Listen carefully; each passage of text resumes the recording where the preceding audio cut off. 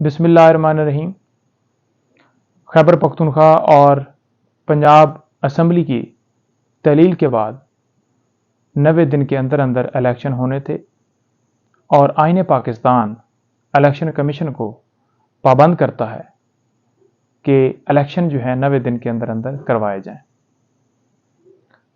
Supreme court ने वाज़ेह हुक्म दिया कि 14 मई को इलेक्शन जो है करवाया जाए, लेकिन ताख़ीरी हरबे किए गए और अब तक इलेक्शन नहीं करवाया गया। दूसरी तरफ इलेक्शन कमीशन ने सुप्रीम कोर्ट में नज़रसानी दरख्वास्त दी, जो कि आज खारिज कर दी गई है और वाज़ेह तौर पर चीफ जस्टिस साहब ने कहा है कि किसी को भी आइन के ऊपर हमला करने की इजाज़त नहीं दी जाएगी। इलेक्शन कमीशन इस वक्त ताख़ीरी हरबे करते हुए ये कह रहा है कि इलेक्शन की तारीख देना नए अमेंडमेंट्स के बाद इलेक्शन कमीशन का इख्तियार है।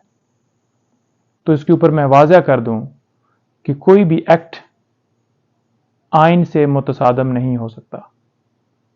जो आइन का आर्टिकल 4(8) सबसेक्शन 5 है, वो वाज़ेह तौर पर सदर पाकिस्तान को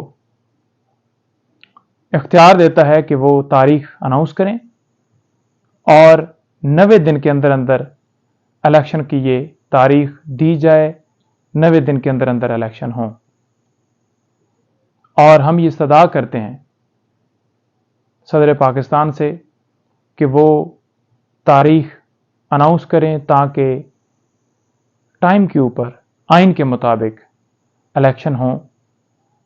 फ्री एंड फेयर इलेक्शन करवाना 218 आर्टिकल आइन पाकिस्तान का वो वाज़ेह तौर पर हदायत करता है इलेक्शन कमीशन को कि उसके ऊपर फ़र्ज़ है। इलेक्शन कमीशन ने जो ताख़ीरी हरबे किए या अब तक इलेक्शन नहीं करवाए, हम उसके लिए सुप्रीम कोर्ट में जा रहे हैं। पाकिस्तान तहरीक इंसाफ की तरफ से लीगल टीम को वाज़ेह तौर पर हिदायत हुई है कि तौहीन अदालत की जो कार्रवाई है उसको करवाने के लिए हम सुप्रीम कोर्ट से रजू करेंगे और अपनी जो लीगल रेमेडी है वो अवेल करेंगे। बहुत शुक्रिया।